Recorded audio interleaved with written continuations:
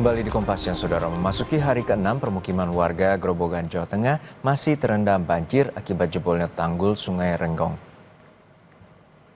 Sejak pagi tadi banjir setinggi 50 cm hingga 1 meter masih menggenangi permukiman warga.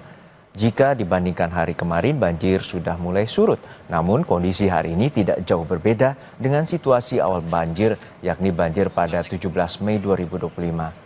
200 korban banjir hingga hari ini masih berada di pengungsian. Sementara warga korban banjir lainnya masih memilih bertahan di rumah.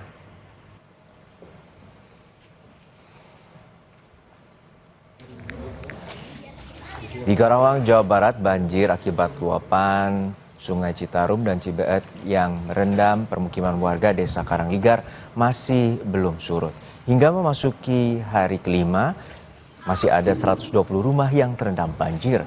Imbasnya 422 jiwa terdampak. Lokasi pengungsian tersebar di 3 titik pengungsian. Desa Karangligar, Pak.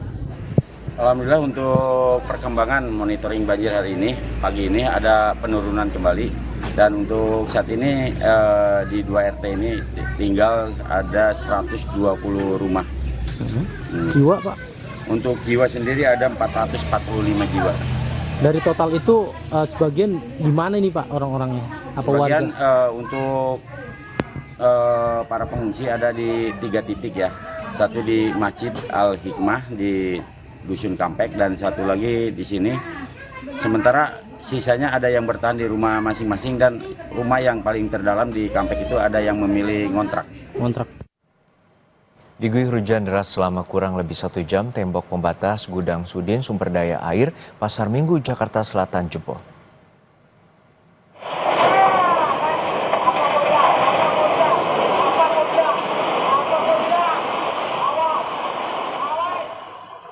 Tembok sepanjang sekitar 6 meter roboh dan membuat air meluap dan menerjang rumah dan kendaraan warga pada Rabu sore.